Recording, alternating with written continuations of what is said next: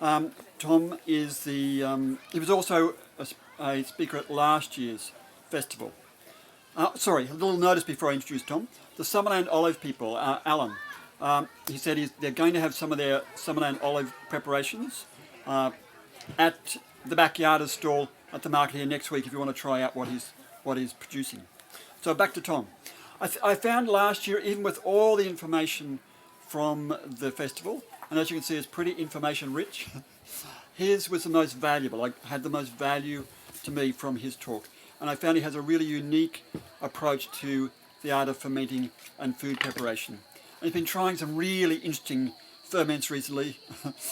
Things like sandpaper fig and aniseed myrtle beer, dragon fruit vinegar, blueberry water kefir, fermented ketchup, that's real tomato sauce. Ketchup originally is a bastardization of a Southeast Asian word, where what we call ketchup comes from. So what we call tomato sauce and ketchup is nothing like really the original deal. And that was one of my favourite tastes from last year's festival was Tom's fermented ketchup. His first book, I think it's his first book. It's your first book? Yeah, his first one. The first book is Cultivating Communities. It's got a foreword in it by the greatest fermenter in the world, Sandor Katz, who was a key speaker from last year. That'll be out later this year, and perhaps Tom can tell us when it's actually going to be on the shelves. Like several other presenters, Tom runs classes and workshops in communicating his skills, and he put a very simple recipe. It's probably the easiest recipe if you want to start with for fermented green mango. The mangoes are just probably getting past the green stage at this time, but it's a great little recipe if you've got a glut of mangoes, as we have had at our place this year. So with that recipe, his website, Celestial Roots, and Facebook details are in there, and you can find out details about his classes and workshops through there. So I'm really looking forward to this presentation, Tom. Thank you. Okay. Hi everybody, I'll just move this around a bit. If you could make it a bit higher, that'd be good. Firstly, I'd like to acknowledge the traditional custodians of this land that we're standing on. And we're just going to do a very quick basic sauerkraut. Now, I've devised a foolproof small-scale home production method for sauerkraut. I'm using just 4-inch Fowler's for Cola preserving jar. They've got a ring on them. If you've got a nice brand new ring, that'll exclude air. A ring will exclude air, but it will allow CO2 to burp out. So what that does is that it's like having an airlock on there, but it's something a lot of people have these at home already. And so as the CO2 builds up, you're just left with a headspace of pure CO2, which mould and calm yeast can't establish there. I like to do a sauerkraut ferment for 6 weeks minimum. That's why it's very important to keep them airtight. That's why the European crocks have a moat in there. What everyone does with the sauerkraut, pack it down. This particular one has lemon myrtle leaf in there, so it's got chopped lemon myrtle in the kraut, some ginger, some caraway seeds, a plug made out of the leaves, a food safe weight. This is actually ready to go now. I'll be eating that when I get home. A full 6-week ferment, because sauerkraut goes through 4 stages of fermentation. It's very much the same process that happens with the colonization of the infant gut. The first series of successional bacteria that we have are found in utero. They've recently discovered. We pick up the secondary and tertiary species through passage through the birth canal and kissing, cuddling, touching, breastfeeding, allowing your children to eat food that falls on the floor, all that sort of good stuff. And the 4th stage, species from the 2nd stage come back and ferment the more complex sugars. And so therefore this is a great way to recolonize your own gut. If you've had a heavy course of antibiotics, or you feel you're severely compromised in the gut, make a sauerkraut ferment, On the second day, take a little bit of sauerkraut, and every day thereafter, up until a 6-week period, you might need to have a couple of jars. Just take a bit of the kraut every day, and you'll be introducing the bacteria in the same procession that they're introduced in the infant gut. Okay, so I've also discovered that to get the best sauerkraut, for every 500 grams of shredded cabbage, I use 5.5 grams of salt. For Himalayan salt, that's a rounded teaspoon.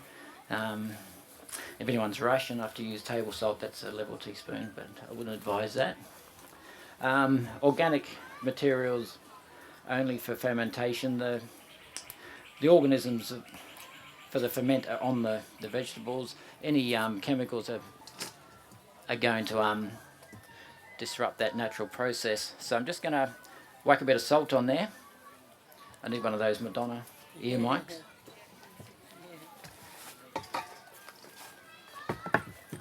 Okay, so we're assuming, yeah, just over a kilo. I'll get my salt. I'm actually more careful at home with this, but it's about 5.5, 6, and a bit for luck. Traditional German ferment juniper berries. These are organic. Where I am, we get them from the Whole Food shop up at Dorrigo. I come from the Orara Valley, as I said. I know everywhere I can get organic produce. These organic juniper berries are lovely. So you want to give them a bit of a crush without whacking the table. Roughly how much? Dozen, 15. It's just enough to get them really. You don't want to overpower the ferment with the juniper berries. They've got their own actions. I'll be talking about juniper berries when I'm talking about my herbal beers. They're a great thing to add to sort of alcohol and tonic drink ferments, because they lower barriers in the brain and encourage access to higher consciousness, and particularly if they're incorporated with other herbs that have similar effects, they'll work as synergy with those. Yarrow in particular makes a really good synergy. So basically what we're going to do is you're just massaging the kraut. The reason we want to get rid of the discourage mould is there's some people say with mould just scrape it off. Not a problem. Everything underneath is fine. But actually the CSIRO and the US Department of Agriculture have both researched mould formation on liquid-based ferments. That's ferments in a brine, whether they're self-brining or brined. And once you can see the mould, spores and mycotoxins are right through the liquid. So I don't take any chances with mould now. I just threw away a massive crock of dill pickles that got mould in it, because I ferment food for health. Most moulds are fairly benign. You can be allergic to them. Most of them won't do you that much harm. The toxins aren't too crazy. But some moulds, the mycotoxins they produce are considered by mycologists and toxologists to be more toxic to the body than heavy metals and chemicals applied to food. So I never take chances with mould. Another thing is that a couple of years ago they did a study in Switzerland. They were determining the effect of electromagnetic pollution on mould, and what they discovered was that when exposed to electromagnetic pollution, moulds produce up to 600 times more mycotoxins, and they also produce more virulent or more toxic toxins. We live in an electromagnetic soup. At our house, we got rid of our cordless phone. My wife's smartphone is never in the bedroom when we sleep. When she's not using it for calls, it's on airplane mode or it's switched off. It's, we can't escape EM pollution, but we can reduce it as much as possible. So if you have a Wi-Fi router for your internet in your house, when you're not online, you'll be doing yourself a favour if you turn that modem off. Okay, so that's not too bad, I'm happy with that. So everyone knows we just whack it in there and punch it down. You want to get rid of all the air.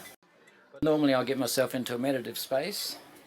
I'll become heart focused, I'll send energy from my heart through my hands, and I'll put that energy into the food.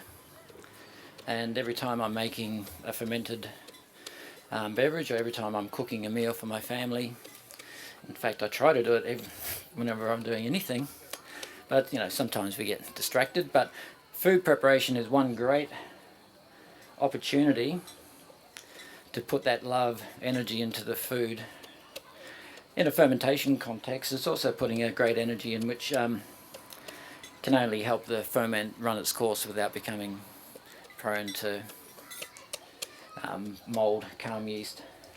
As Peter was saying earlier, if you set up the right environment, pathogenic bacteria can't inhabit the ferment. And so what we're doing with that percentage of salt that I mentioned, so 5.5 grams of good quality salt per 500 grams of shredded cabbage. That sets up the environment which favours the primary species of lactobacillic fermentation, and as they modify the environment for the secondary and tertiary species, etc., that environment becomes less and less conducive for the survival of pathogens. The agents of food spoilage and illness are all around us, exactly the same way that the probiotic bacteria are. They're everywhere. They exist inside us. Some of them have some small function to play in the body, but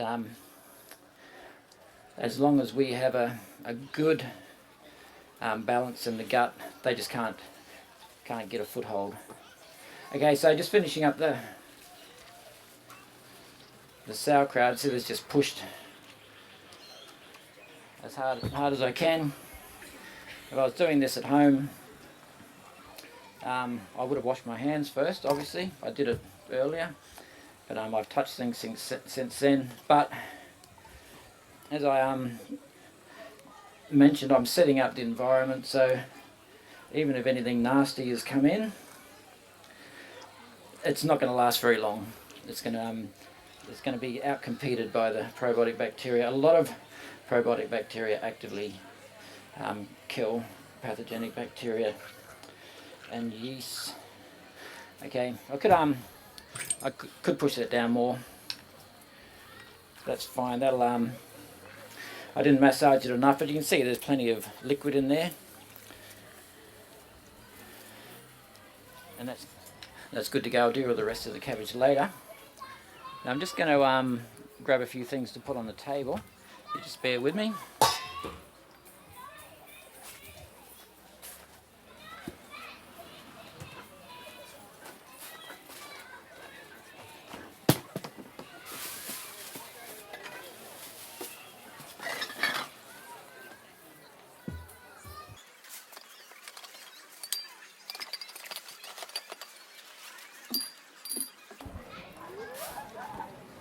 Okay, well, I ease into the fermented tonic beverages. I'd just like to talk about a thing called fire cider. This is it's a metabolic stimulant. It's a massive immune boosting tonic. It's really one of the best things you can have, particularly in the winter when we're all susceptible to stuff. This is based in a live vinegar. Apple cider vinegar is traditional. I'm using my own vinegar here. That's a dragon fruit and lemon myrtle wine vinegar. It's also live, has the mother in it, and in here it's a little bit over half full of just finely chopped ingredients. There's 24 in total. There's any kind of hot radish is good, horseradish, wasabi root, the long red Japanese radish is good, daikon is even good. There's 3 different kinds of chilies. There's black pepper, Sichuan pepper, There's lemon myrtle leaf, there's oregano, rosemary, thyme, Vietnamese mint. There's just a whole list of things, but really, really incredibly antibacterial, bodily stimulating goodness, and that sits there for 4 weeks minimum. You drain off the solids, and then you're left with this really hot, vinegary tonic. And what you do, you take 1 to 2 tablespoons of that per day, and initially you'll feel a heat in the body. What it's doing is it's just bringing the body back up to speed. It's giving the metabolism a kickstart, and if you take that, and the people who have taken it for extended periods of time swear by it. The first time my wife took it, I got interested in fermented foods and health generally, because after the birth of our son, my wife was diagnosed with multiple sclerosis. She got very bad, lost use and feeling in one arm completely. The other arm was going, both legs were going. According to the doctors, by now she should probably be in a wheelchair, but she's over there selling her book today. There's a very memorable time when the feeling was coming back in her arm, the movement but not the feeling. She couldn't tell hot from cold or rough from smooth. And then one day she just touched something and got, oh my God, I can feel that. I can feel that. It's smooth and it's cool. It's she's not completely out of the woods. I mean, we've also fermented foods on their own are not going to cure you of an illness. It's part of a whole package of looking after yourself, eating clean food, reducing exposure to neurotoxins, other toxins, trying to reduce EM pollution, and trying never to drink water that contains fluoride. Just a whole suite of things. Eating good, pure food, eating lots of raw food. Just for the foods that we can tolerate raw, and we're all different. I mean, there's no one-size-fits-all diet for everybody, and we're all our own health detectives in that respect. So in that, I encourage the keeping of a food diary. We, if you have serious health issues, go on a elimination diet. There are plenty out there. You find them on the internet. Eliminate all known triggers, and then start introducing them one by one, and keeping a diary. Note your effects, and then eventually, oh, I was bloated on that day, that day, that day, that day, and then, oh, what did I eat? Wheat. As an example. So in doing that, some people tolerate gluten fine, some people don't. And it's just discovering what it is for you. Now, before we get on to the beer, I've got a couple of fermented take on traditional recuperative drink. Excellent for children, but also for everyone. Like when you've been a bit down in the dumps, or you've had an illness or something, which is you'll probably, a lot of you recognise it from your childhood, lemon barley water. Now I've done a gluten version and a gluten-free version using buckwheat Rejuvelac. Now that's alive, you can see that bubbling like crazy. I've done this one different. Normally I've used a barley Rejuvelac in the past, but this time I've used kombucha to set up the fermentation. So I basically got pearl barley and boiled that with lemon myrtle leaf. I've drained that off, allowed it to cool, and once it's cooled below 30 degrees, I've added organic lemon juice and raw honey, and just mix that together, and then leave it in the jar on the bench to ferment for a couple of days. Any longer than that, you're inviting an alcohol ferment. This is something that we want to hopefully give to kids, so we try to avoid that. But I'm going to put these here, because we are running behind, and if anyone would like to come up and help themselves to a taste, you're more than welcome. So that has barley. There is going to be a gluten content in that. The barley has amazing, any live food, when it's been transported out of the fridge, even in an esky, and when it's been shaken especially, you always open it very slowly. So that's the one in the ball jar is the lemon barley water. This is buckwheat rejuvelate. So I've sprouted the buckwheat, and it's organic, of course. It's, and then I've made a rejuvelate out of that. I've simply placed the sprouted grains in water for 2 days. They just naturally ferment because that's what life does. Drain off the rejuvelate, take the grains, boil them for 20 minutes like the barley. To that I've added lemon myrtle, but also gotu kola leaf, native gotu kola, and that's to give the nervine benefits that the barley has that the buckwheat doesn't. And then again I've added the raw honey and the lemon once it's cooled, and the rejuvelate back in, and the kombucha to that's added when it's cool as well, so you're not killing the live organisms. So that's in the jar with the glass lids. That's the gluten-free one there. So what do you do for water from the buckwheat? Yeah, the rejuvelate. Yeah, you keep the boiled water. You keep that just like the barley, and then you've got the rejuvelate set aside as well. So you when you boil the grain, it brings out different properties to when you're fermenting it with the rejuvelate. There's a cloudiness in here which has a really soothing quality on the gut. Obviously, if you're gluten intolerant, it's not going to soothe you. But with the buckwheat, the buckwheat seed will offer the same sort of gut healing and soothing properties. Okay, now I've got bush tucker beers here. I've been doing beers for a long time. Even first one I did was when I was a youngster, and I was touring around in a band and stayed on a commune in New Zealand and had a homemade stout there, and I thought, oh, that's pretty good. I'll have some of that. So, basically what I'm doing is going back to the old style of brewing before the 1500s, before hops started being used in beer. When beers were a healing drink, beers were a healing drink as much as an alcoholic drink. I'll just quickly run through what's in these. The process is very simple. I just use a crock, an open crock with a lid. There's no airlocks, no fancy stuff, no high tech. It's just letting nature run its course.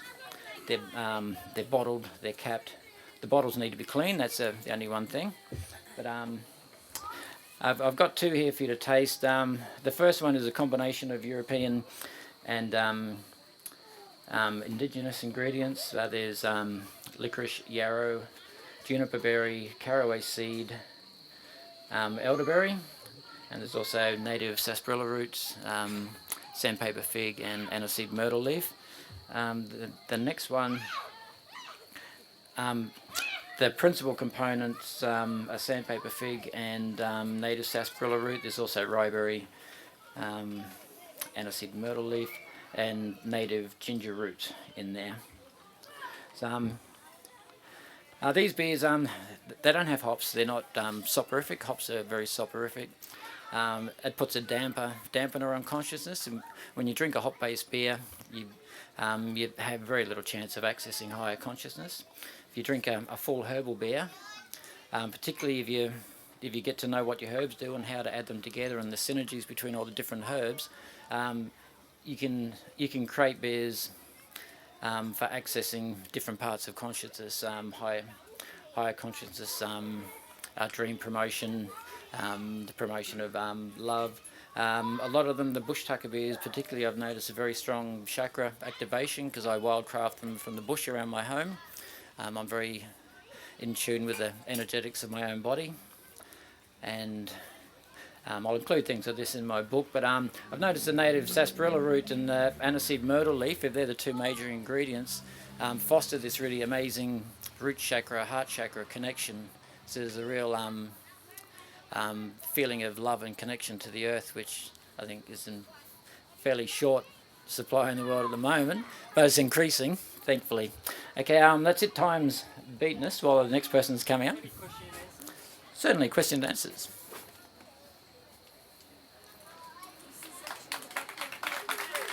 Yes. Yeah. Yeah, so the buckwheat's totally gluten-free. If anyone wants to come up and have a taste, I'll I'll open them up. So the one on this side is gluten-free on this side, your left. Could you please repeat that ratio for the 500 grams of shredded vegetable? Yep. And how much-